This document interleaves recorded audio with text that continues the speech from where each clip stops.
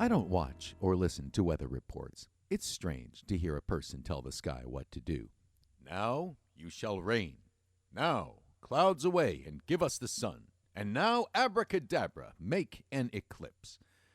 I know deep in my heart that weather is scientifically predictable, an impersonal force that can be tracked by satellites.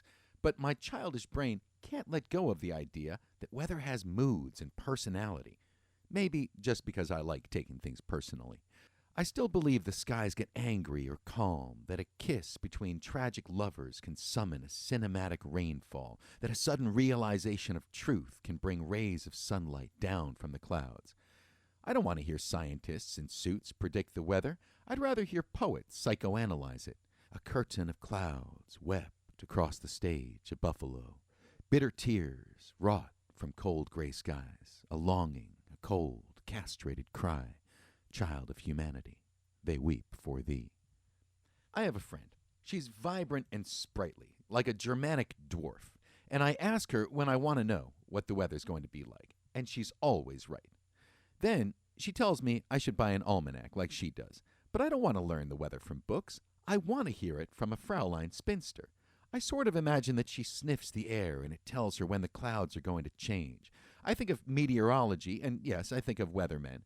I do recall a prediction I once heard by the Weather Girls, which was, "It's raining men, hallelujah," but that forecast did not turn out to be accurate, and it would have been a disaster. Anyway, men with charts and satellites, we can easily forget that for most of humanity's time on Earth, weather forecasting was up to the old woman of the village.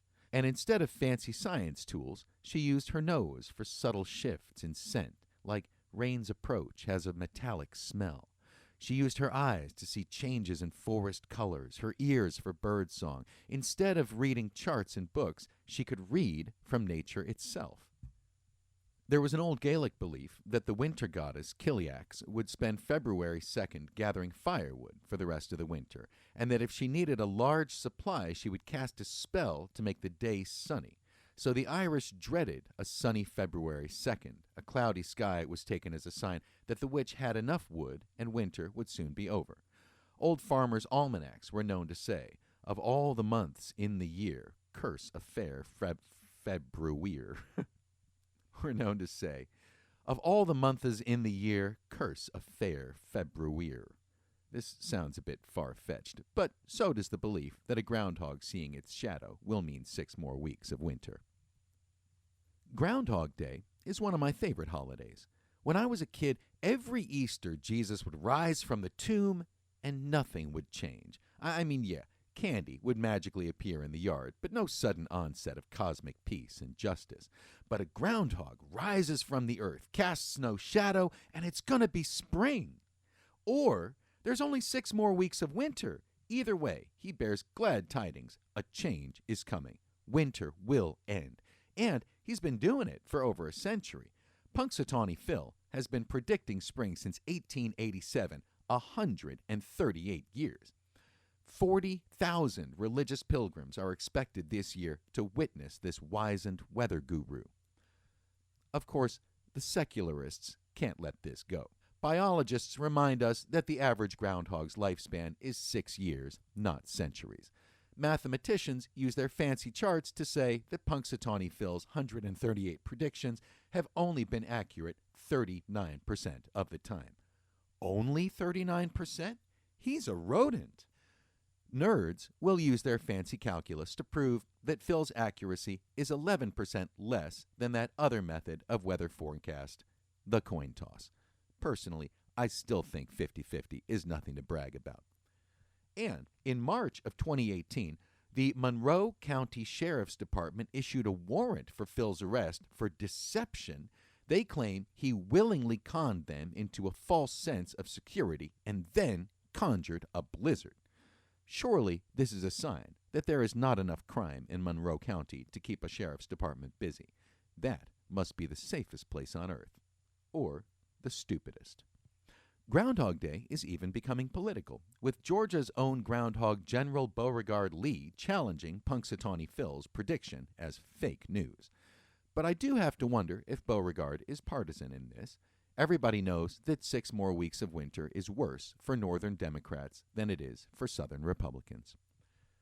Apparently, The first Groundhog Day celebrations in Pennsylvania involved eating the groundhog, a Punxsutawney fillet. But ironically, it was a safe day for the critter to pop its head out of the ground because nobody was hunting him that morning. Groundhog meat is so tough, you would have to kill it in advance and marinate it for a while. And the Pennsylvanians did not invent this tradition. They imported and adapted the German Dachstag, Badger Day. I feel older in winter. Recently out walking, I saw $1 on the sidewalk. $1! A little patch of green on the frosty, salty cement. I bent to pick it up and heard this creak in my joints and a groan escape my mouth and suddenly realized it wasn't worth it.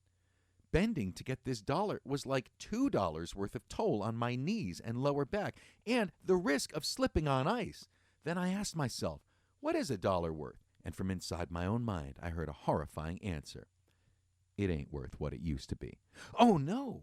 And then I started remembering all the stuff $1 could buy when I was a kid. Not like a movie seat and hamburger platter. It's not a buffalo nickel, for goodness sake, but a lot more than $1 buys today. But that is winter thinking. Come springtime, I could see that same $1 on the sidewalk, take it to the corner store, buy a whole pocket full of nickeled candies, take the kids to the playground. In spring, $1 can buy 2 hours of children's laughter and also wear them out enough so they all pass out when we get home and then the adults can go play. I should just bury that $1 right now and dig it up in April when it becomes a harvest of candy and sunshine and smiles. How long is winter going to last? I don't know. I try not to make predictions. I used to teach Bible courses and people would ask me about the future. At what hour shall the glorious apocalypse begin? I study stuff that happened thousands of years in the past. My advice? Don't buy stock in the Roman Empire. If I could just lie about the future, I'd be a millionaire. As it is, I'm what you might call a pumpkinaire, meaning someone who's walking with his daughter before Halloween, and she says, Daddy, can we buy this pumpkin? And the guy says, no, we can buy this other, much smaller pumpkin, but this is my last $4, so we're going to have to eat it. Yeah, sorry, Jack, I'd love to watch you rot on my porch, but you've got calories, and I'm broke. I used to have prognostications, fantastic daydreams. Now, when I think about the future, I get a perplexing vision. It's a jar of peanut butter and a spoon. I don't know what it means. But I will make a couple of cautious predictions. This winter won't last forever. I'm no geriatric groundhog, and I don't know when, but spring will come again, and we'll all feel a little younger. And I predict that even if the broadcasting equipment fell silent and the satellites drifted abandoned into space, we could still count on groundhogs and grannies to divine the weather.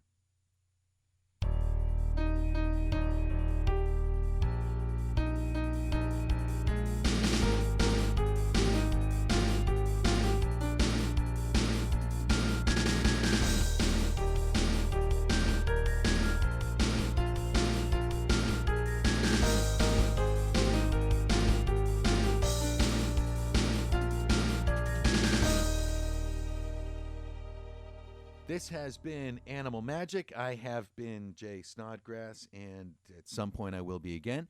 And if you like this, then do that thing, whatever people who like things do. Thank you.